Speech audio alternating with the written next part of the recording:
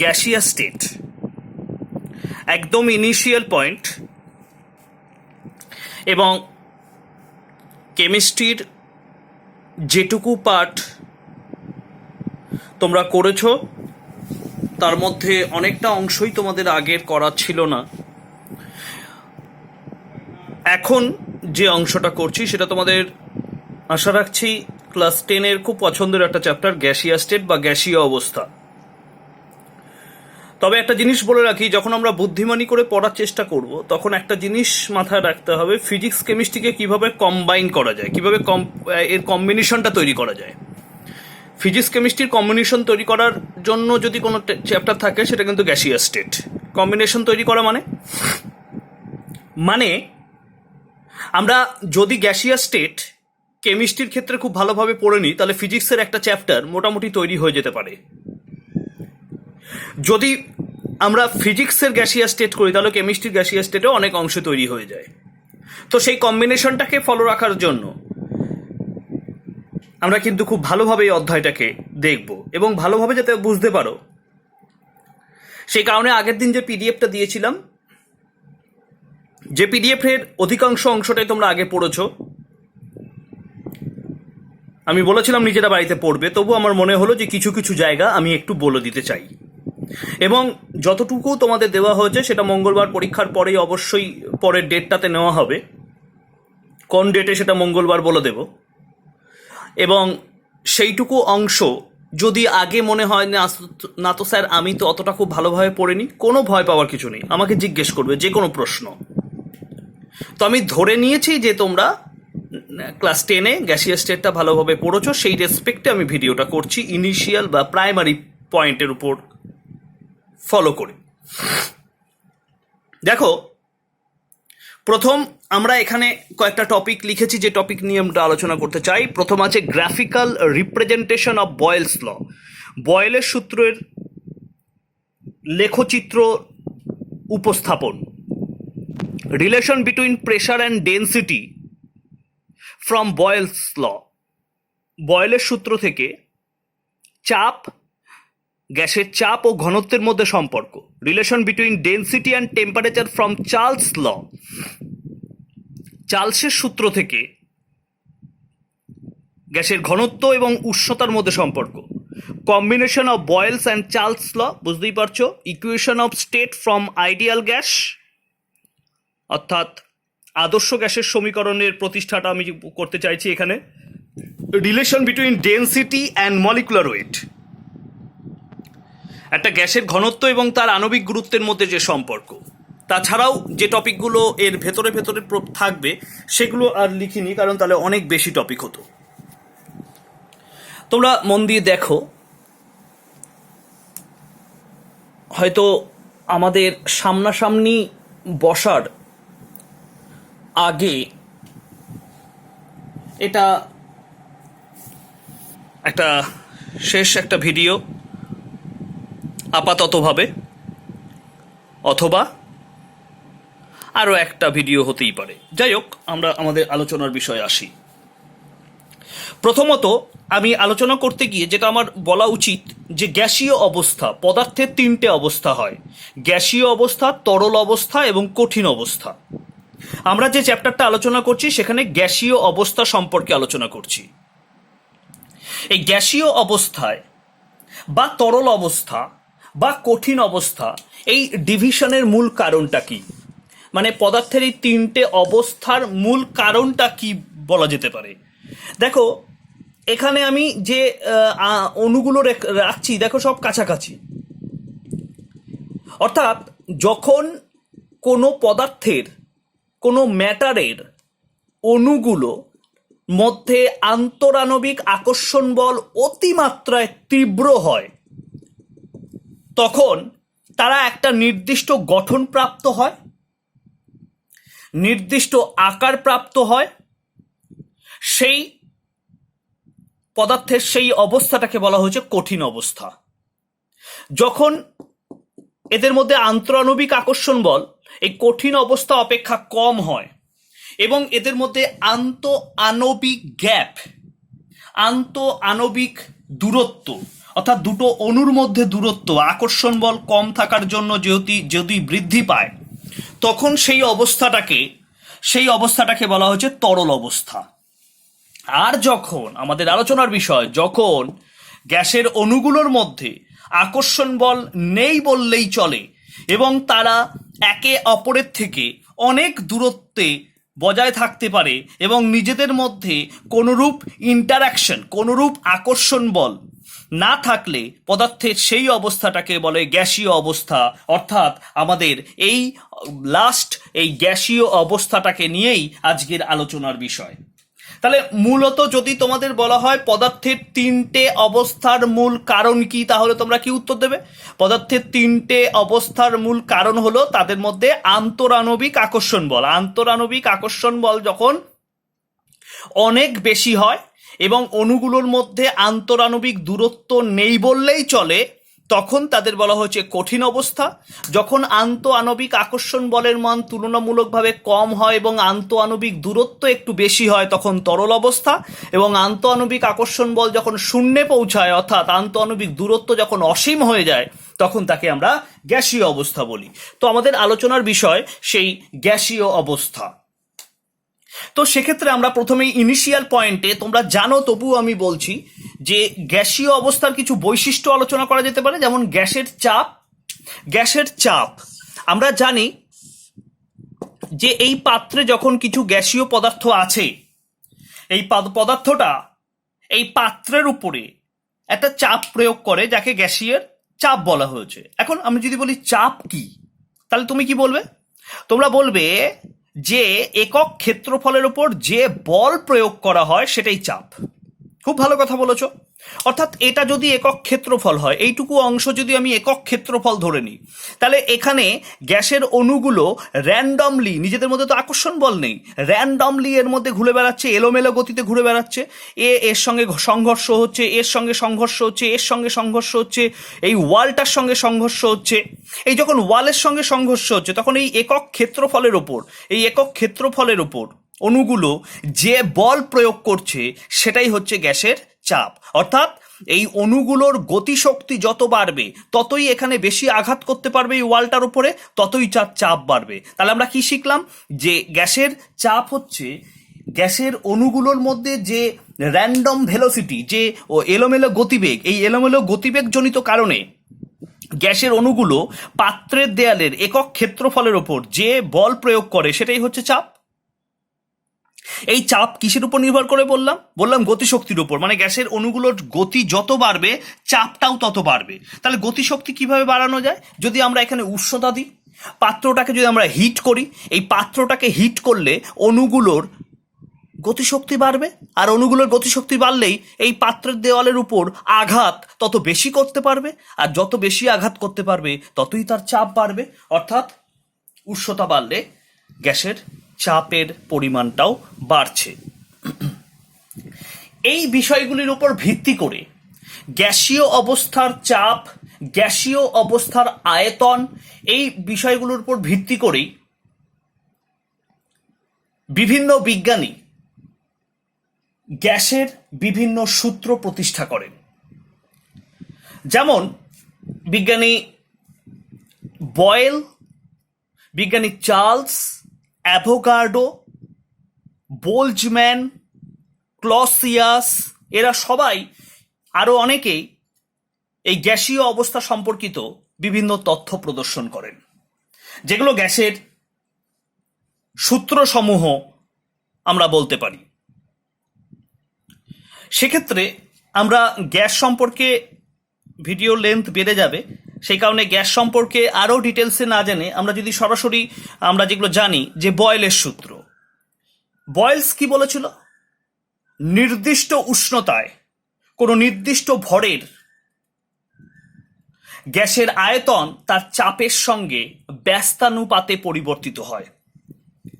এবার এটা আমরা পরীক্ষা হলে গিয়ে খুব ভুলে যেতাম, কারণ এটা নির্দিষ্ট উষ্ণতা হবে না নির্দিষ্ট চাপ হবে। তার জন্য আমাদের মনে রাখার প্রসেস তোমাদের স্যার বলতো যে বয়েল মানে হচ্ছে, বয়েল তো নাম, কিন্তু আমরা বয়েল মানে কি জানি? ফুটছে মানে উষ্ণতা, তার জন্য এটা স্থির উষ্ণতা। আর চার্লসের চাপ, তাহলে চাপটা চা থেকে আসছে, তা সেখান থেকে আমরা স্থির চাপে মনে রাখতে পারি। মানে আমরা যখন পড়তাম তখন আমরা এইভাবে মনে রাখার চেষ্টা করতাম, কারণ ততটা বিজ্ঞান অতটা বুঝতাম না, তখন মনে রাখাটাই মূল ফান্ডা। তো তোমরাও এইভাবেই মনে রেখেছো আশা রাখছি। তো বয়েলের সূত্রে বলা হয়েছে নির্দিষ্ট উষ্ণতায় বা স্থির উষ্ণতায় কোনো নির্দিষ্ট ভরের কোনো গ্যাসের আয়তন তার চাপের সঙ্গে ব্যস্তানুপাতিক। সেটা তোমরা জানো, এটাকে নিয়ে বিশদে আলোচনা করার প্রয়োজন নেই।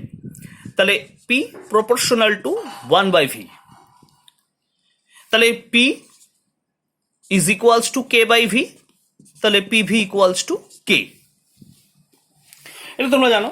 তো এটার উপরে যে গ্রাফিক্যাল রিপ্রেজেন্টেশন হয়, মানে এই চাপ এবং আয়তনের সম্পর্কের ভিত্তিতে যদি আমরা কিছু গ্রাফিক্যাল রিপ্রেজেন্টেশন করি তাহলে তোমরা ভালো বুঝতে পারবে। সেটা হচ্ছে এদিকটা ধরে নিলাম প্রেশার, এদিকটা ধরে নিলাম আয়তন।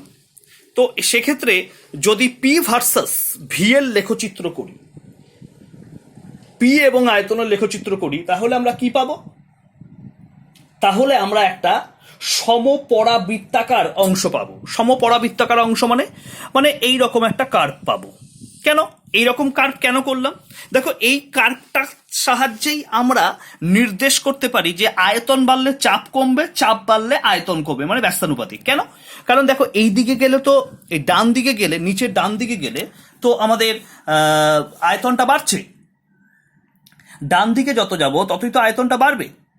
এবার আমরা যদি আয়তনটাকে বাড়াই তাহলে দেখো চাপ কমবে। আমরা গ্রাফিক্যালি রিপ্রেজেন্ট করতে পারি কিভাবে? এই পয়েন্টটায় আয়তন কত, যদি আয়তন দেখতে হয় তাহলে ওয়াই এক্সিস বরাবর আমরা একটা দাগ টানলাম, যে পয়েন্টে মিট করলো সেটা তার আয়তন, তাহলে এইটা হচ্ছে তার আয়তন, অনেকটা বেশি। তাহলে আয়তন এতটা, তখন চাপ কতটা? তাহলে এই পয়েন্ট থেকেই চাপ যে অক্ষ বরাবর আছে তার উপর একটা লম্ব টানতে হবে, তাহলে এই পয়েন্টে মিট করেছে। তাহলে দেখো, যখন আয়তন এতটা তখন চাপ এইটুকু। আবার যদি বলি এই দিকের পয়েন্টটা, তাহলে এখানে আয়তন কতটা, নিচের দিকে টানো, দেখো এইটুকু, তাহলে চাপ কতটা, দেখো এতটা। তাহলে যখন আয়তন বাড়ছে তখন চাপ কমছে, যখন চাপ বাড়ছে তখন আয়তন কমছে। তাহলে এই অর্ধপরাবৃত্তর সাহায্যেই আমরা বয়েলের সূত্রটার পি ভার্সেস ভি এই রিলেশনটাকে প্রমাণ করতে পারলাম। নেক্সট যদি বলি পি আর 1/ভি এর মধ্যে কিভাবে আমরা গ্রাফিক্যাল রিপ্রেজেন্টেশন করব, এটা যদি পি হয় আর এটা যদি 1/ভি হয়, তাহলে আমরা এই রিলেশন থেকে কি দেখেছি? পি আর ভি হচ্ছে ব্যস্তানুপাতিক, কিন্তু পি আর 1/ভি কি হবে? সমানুপাতিক। পি আর ভি হচ্ছে ব্যস্তানুপাতিক, কিন্তু পি আর 1/ভি এটা কি হচ্ছে? সমানুপাতিক। তাহলে পি বাড়লে ভি বাড়বে, মানে পি বাড়লে 1/ভি বাড়বে, বা 1/ভি বাড়লে পিও বাড়বে। পুরো 1/ভিটাকে যদি আমরা একটা টার্ম ধরে নিই তাহলে এরা সমানুপাতিক, এবং এই সমানুপাতিকটাকে মেনশন করার জন্য মূল বিন্দুগামী একটা সরলরেখা করা যায়। দেখো কিভাবে, যদি আমি বলি এই পয়েন্টে আয়তন কত বা 1/ভি এর মান কত, তাহলে এই পয়েন্টে 1/ভি এইটা, এই যে এতটুকু। আবার যদি বলি এইটাকে পি কত, এই যে এতটুকু। দেখো দুটো জায়গায় প্রায় এক, এমনি যখন আমরা গ্রাফে রিপ্রেজেন্ট করবো তখন পুরো একই পাবো। তাহলে যতটা ভি বেড়েছে ততটা পিও বেড়েছে, তার মানে একই হারে বাড়ছে, অর্থাৎ সমানুপাতিক। তাহলে আমরা কার্ভটাতেও তাই রিপ্রেজেন্ট করতে পারলাম।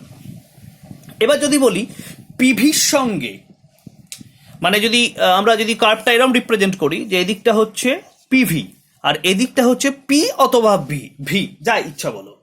আমরা একটু আগে রিলেশন দেখেছি পিভির মানটা ধ্রুবক। পিভির মানটা ধ্রুবক মানে পি এর মানের পরিবর্তন করো বা ভি এর মানের পরিবর্তন করো, পিভির মানের কোনো পরিবর্তন হবে না, কারণ পিভি সমান সমান ধ্রুবক, যেটা পি বা ভি এর উপর নির্ভর করছে না। পি যদি বাড়িয়ে দিই পিভির মান ধ্রুবক হওয়ার জন্য ভি এর মানটাও কমে যাবে, বা ভি এর মান যদি বাড়িয়ে দিই পিভির মানটা ধ্রুবক হওয়ার জন্য পি এর মানটা কমে যাবে। অর্থাৎ দুটো মানই ধ্রুবক, পিভির মান পরিবর্তন করলে পি এর মানের সেই রকম পরিবর্তন হবে না। তাহলে যেহেতু এটা ধ্রুবক রাশি, তাহলে আমরা কি বলতে পারি? এটা হচ্ছে এই পি অক্ষের সমান্তরাল হবে, অর্থাৎ পিভির মানের মানে পি এর মানের পরিবর্তন করলেও পিভির মানের কোনো পরিবর্তন ঘটবে না। এই হচ্ছে আমাদের গ্রাফিক্যাল রিপ্রেজেন্টেশন। বুঝতে না পারলে অবশ্যই বলবে, তোমাদের বইতে বিভিন্ন উষ্ণতার জন্য করা আছে বলে বিভিন্ন কার্ভগুলো দেখানো হয়েছে। এটা হচ্ছে মেইন লেখচিত্রটা আমি বললাম। এবার আমরা যদি আমাদের এখানে দেখবে লগ দিয়ে আছে, লগ দিয়ে আমরা এখন করব না, লগ দিয়ে আমরা পরে করব। এখন যদি আমাদের বলা হয় বয়েলের সূত্র থেকে চাপ এবং ঘনত্বের সম্পর্ক স্থাপন করো, চাপ এবং ঘনত্বের সম্পর্ক স্থাপন করতে বললো আমাদের বয়েলের সূত্র থেকে, তখন তোমরা কি করবে? তখন দেখো যদি আমাকে সেই রিলেশনটা বার করতে দেয়, তাহলে রিলেশনটা হবে পিভি ইকুয়ালস টু কে। এটা তো আমরা বয়েলের সূত্র থেকে পেয়েছি। আমরা এক ঝলকে ডেনসিটি ঘনত্বের সংজ্ঞা কি লিখতে পারি? আমরা লিখতে পারি ঘনত্ব সমান সমান ভর বাই আয়তন। যে একক আয়তনের ভরকেই ঘনত্ব বলা হয়, ভর বাই আয়তন, এম বাই ভি। তাহলে এইখান থেকে আমরা ভি ইকুয়ালস টু কি বার করবো? M by D. এই যে ভি এর ভ্যালুটা বেরোলো সেটাকে এখানে পুট করে দাও। তাহলে আমরা কি লিখব? পি ইন্টু ভি এর জায়গায় কি বসাবো? এম বাই ডি সমান সমান কে, রাইট? এটা আমরা পেলাম। তাহলে আমরা আর একটা কি করতে পারি? পি বাই ডি, মানে ডিটাকে দিকে নিয়ে এলাম আর এমটাকে ডান দিকে নিয়ে যাচ্ছি, কে বাই এম। দেখো দেখো কেটা ধ্রুবক, আর কোনো পদার্থের ভর ধ্রুবক অবশ্যই, ভর তো পরিবর্তনশীল নয়, এটা তো জানো ভরের নিত্যতা সূত্র অনুযায়ী। তাহলে কেও ধ্রুবক, এমও ধ্রুবক, তাহলে দুটো মিলে একটা নতুন ধ্রুবক লিখতে পারি। তাহলে আমরা কি লিখতে পারি? পি বাই ডি সমান সমান কে প্রাইম, যেখানে কে প্রাইম সমান সমান হচ্ছে কে বাই এম, মানে একটা নতুন ধ্রুবক। তাহলে পি সমান সমান কে প্রাইম ইন্টু ডি। তাহলে কি লিখতে পারি? P proportional to D. তাহলে নির্দিষ্ট উষ্ণতায় গ্যাসের চাপ তার ঘনত্বের সমানুপাতিক। এটা আমরা বয়েলের সূত্র থেকে চাপ এবং ঘনত্বের সম্পর্কটা প্রতিষ্ঠা করতে পারলাম। ভালোভাবে দেখবে, বারে বারে করলেই বুঝতে পারবে, বই পড়ার কোনো প্রয়োজন নেই, তোমরা এটা দেখে নিজেরাই করে ফেলতে পারবে। নেক্সট আমরা চার্লসের সূত্র জানি। চার্লসের সূত্রের আমরা ডিটেলসে গেলাম না, সেটা তোমরা অনেকবার পড়েছো। তো চার্লসের সূত্র থেকে আমরা কি পেয়েছি? আমরা পেয়েছি ভি প্রপোর্শনাল টু টি। এটা আমরা চার্লসের সূত্র থেকে পেয়েছি যে স্থির চাপে তার আয়তনটা তার পরম উষ্ণতার সমানুপাতিক। এটা তোমরা জানো, এটাকে নিয়ে আমি আর বেশি কিছু বললাম না। যদি কারো চার্লসের সূত্র বুঝতে অসুবিধা হয় অবশ্যই আমাকে বলবে, আমি তোমাদের অ্যান্সার দেব যে চার্লসের সূত্রটা স্যার আমি আগে পড়িনি, বুঝতে পারিনি, আমাকে একটু বলে দিন। অবশ্যই বলবো, কিন্তু এখানে যেহেতু ভিডিও লেন্থটা একটু বেশি করতে পারছি না, বুঝতেই পারছো, সেই কারণে আমি জিস্ট ব্যাপারটা তোমাদের বোঝানোর চেষ্টা করছি। তাহলে V proportional to T from Charles law. এবার এখান থেকে যদি আমরা ঘনত্ব এবং উষ্ণতার সম্পর্ক তৈরি করি একই রকম ভাবে, দেখো আমরা ডি সমান সমান কি জানি? M by V. তাহলে ভি সমান সমান আমরা কি লিখতে পারি? এম বাই ডি লিখতে পারি। আবার আমরা কি পেয়েছি? আমরা পেয়েছি ভি প্রপোর্শনাল টু টি। এখান থেকে আরেকটা লাইন কি করতে পারি? এখান থেকে আরেকটা লাইন করতে পারি ভি সমান সমান কে টি। কে হচ্ছে ধ্রুবক, এগুলো তো তোমরা সবাই জানো। তাহলে ভি এর জায়গায় আমরা এম বাই ডি বসিয়ে দিলাম। তাহলে এম বাই ডি সমান সমান কে টি। খুব সহজ একটা ব্যাপার। তাহলে আমরা এখানে কি করতে পারি? তাহলে আমরা এখানে করতে পারি ডিটি, মানে ক্রস গুণ করছি, ডিটি সমান সমান এম বাই কে, এটা করতে পারি। তাহলে এম ধ্রুবক, কেও ধ্রুবক, তাহলে ডিটি বা ডি সমান সমান কে প্রাইম বাই টি। বুঝতে পারলে লাইনটা? কারণ এই এম বাই কে এটা পুরোটা একটা ধ্রুবক, সেটাকে আমি কে প্রাইম ধরেছি, একটা লাইন জাম্প করেছি আমি, আর টিটাকে আমি ডান দিকে নিয়ে গেছি, তাহলে নিচে চলে আসবে। তাহলে আমরা কি পেলাম? D proportional to 1/t। তার মানে ডেন্সিটির সঙ্গে উষ্ণতাটা ব্যস্তানুপাতিক। কখন? যখন চাপ থাকবে স্থির। স্থির চাপে উষ্ণতার সঙ্গে ঘনত্বের সম্পর্ক হচ্ছে এটা। দেখো একটু বুঝতে পারবে খুব সহজেই। এটা বই দেখে চিৎকার করে পড়ে বাড়িতে জানান দেওয়ার প্রয়োজন নেই যে আমি খুব পড়ছি। তুমি একটা ভিডিও দেখলেই পরিষ্কার হয়ে যাবে ব্যাপারটা কি। সেক্ষেত্রে শুধু তোমরা ভাষা প্রয়োগ করবে, আর এটা দেখে লিখলেই পূর্ণ মান তোমাদের কেউ কমাতে পারবে না। নেক্সট আমরা যেটা করতে চাইছি সেটা হচ্ছে আমরা আর একটা জিনিস আলোচনা করব। সেটা কি বলেছিলাম? যে ওই বয়েল অ্যান্ড চার্লসের সূত্রের সমন্বয়ে তো তোমরা পারবে, তাও তোমাদের আমি বলছি, এটাকে অ্যাভোগাড্রো সূত্রকে কাজে লাগিয়ে করা হয়। আমরা বয়েলের সূত্র থেকে পেয়েছি ভি প্রপোর্শনাল টু 1/p। আমরা চার্লসের সূত্র থেকে পেয়েছি ভি প্রপোর্শনাল টু টি, আর অ্যাভোগাড্রোর সূত্র থেকে পাওয়া যায় ভি প্রপোর্শনাল টু এন। কারণ অ্যাভোগাড্রো কি বলেছে, স্থির উষ্ণতায় কোনো সমস্ত গ্যাসে সমস্ত সম আয়তন সকল গ্যাসে সমান সংখ্যক অণু থাকে। তার মানে আয়তন যত বাড়বে অণুর সংখ্যা তত বাড়বে, সব গ্যাসের ক্ষেত্রেই নির্দিষ্ট উষ্ণতায় এবং চাপে। তাহলে এই যে প্রথম যেটা লিখেছি ভি প্রপোর্শনাল টু 1/p, এটা বয়েলের সূত্র থেকে, তাহলে আমরা পাশে লিখবো স্থির উষ্ণতায়। পরেরটা লিখেছি চার্লসের সূত্র অনুযায়ী, তাহলে লিখবো স্থির চাপে। আর এটা লিখবো স্থির চাপ ও উষ্ণতায় সম আয়তন সকল গ্যাসে সমান সংখ্যক অণু থাকে। তার মানে গ্যাসের পরিমাণ যত বাড়বে অণুর সংখ্যা তত বাড়বে, অর্থাৎ অণুর সংখ্যার সঙ্গে সমানুপাতিক সম্পর্কযুক্ত। তাহলে এটা আমরা পেয়েছি। এই তিনটেকে আমরা ভেদের সূত্র অনুযায়ী আমরা কি লিখতে পারি, V proportional to 1/p into T into N, তিনটেকে কম্বাইন করতে পারি। তাহলে V proportional to N T by P, এটা করতে পারি। তাহলে এটা সমানুপাত চিহ্নটাকে সমান আনার জন্য আমরা একটা ধ্রুবক নিই, সেটা হচ্ছে কি V is equals to R N T by P. এখানে আর হচ্ছে সার্বজনীন গ্যাস ধ্রুবক, তো তোমরা জানো ছোট্টবেলা থেকে শুনে আসছো। তাহলে কি পেয়ে গেলাম,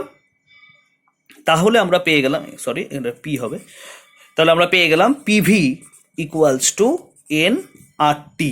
এটাই হচ্ছে আদর্শ গ্যাসের সমীকরণ, যেখানে আর হচ্ছে সার্বজনীন গ্যাস ধ্রুবক। এখান থেকে যদি আমাকে আর এর মান বার করতে দেয় তাহলে কি লিখবো, তাহলে এখানে আর সমান সমান PV by N T. PV by N T, যদি একটা নির্দিষ্ট চাপ, আয়তন এবং টি এর ভ্যালু জানা যায়, তাহলে বিভিন্ন এককে এই সূত্র থেকে আমরা আর এর মান বার করতে পারি। সিজিএসএ, এসআইতে, লিটার মোল ইনভার্সে শুধু পি ভি টি এর মান এখানে বসাবো, ক্যালকুলেটরে আমরা ফেলবো, তাহলেই ভ্যালুগুলো বেরিয়ে আসবে। যেখানে একটা ছক দেওয়া আছে সেটা আপাতত মনে রাখতে বলেছি, আর ভুলে গেলে ক্যালকুলেশনটা করে নিতে পারো। নেক্সট যেটা বলা হয়েছে যে আদর্শ গ্যাসের সমীকরণ থেকে কিভাবে কোনো গ্যাসের ডেনসিটি বা ঘনত্ব বার করবো। তাহলে আমরা কি পেলাম, পিভি ইকুয়ালস টু এন আর টি। খুব ভালো কথা। এখানে এন হচ্ছে মোল সংখ্যা। তোমাদের বলে রাখি, আমরা মোল সম্পর্কে ফার্স্ট চ্যাপ্টারে পড়বো সামনাসামনি। তো মোল সংখ্যা বার করার সূত্র হচ্ছে N equals to W by M, মানে এমটা হচ্ছে আণবিক গুরুত্ব, এটা ক্যাপিটাল এম, এমটা আণবিক গুরুত্ব, আর ডাব্লিউ হচ্ছে ওজন। অর্থাৎ কোনো গ্যাসের ওজন এবং তার গ্যাসের আণবিক গুরুত্ব যদি জানা যায়, তার রেশিও করলেই ওই গ্যাসের কত মোল আছে সেটা পাওয়া যায়। এই সূত্রটা নিয়ে আমরা পরে একদিন আলোচনা অবশ্যই করবো। তো শুধু তোমরা এখন মনে রাখো যে মোল সংখ্যা বার করার সূত্র হচ্ছে ওজন বাই আণবিক গুরুত্ব, ডাব্লিউ বাই ক্যাপিটাল এম। তো আমরা যদি এই টার্মটাকে মোলের সংজ্ঞা অনুযায়ী পাই বলে লিখে দিই, তাহলে এনের জায়গায় কি লিখবো, ডাব্লিউ বাই এম আর টি। এটা আমরা পেলাম।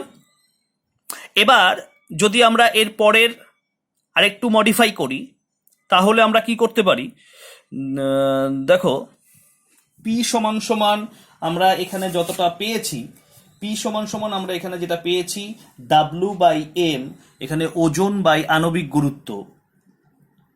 এবার ক্যাপিটাল এমটাকে এদিকে এনে যদি আমরা এটা করি, ক্যাপিটাল এম এদিকে গেল, আর ডাব্লিউ বাই ভি আর টি, ওজন বাই আয়তন।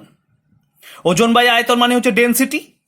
তাহলে পি ক্যাপিটাল এম সমান সমান এখানে ডি আর টি, তার মানে ডি সমান সমান পি এম বাই আর টি। এটা পেলাম আমরা কোনো একটা বিক্রিয়ার, কোনো একটা গ্যাসের ডেনসিটি বার করা কোথা থেকে, আদর্শ গ্যাসের সমীকরণ থেকে। এই পর্যন্তই তোমাদের দিয়েছিলাম, এই পর্যন্তই আমি একবার প্রাইমারিলি বোঝালাম। এরা আমি জানি এটা বোঝানোর কোনো মানেই হয় না, কারণ তোমরা সব জানো। তোমরা হয়তো হাসছো, এ কি বোঝাচ্ছে স্যার, এ তো আমাদের সব জানা। তবুও আমি একটু মন চাইলো তার জন্য বললাম।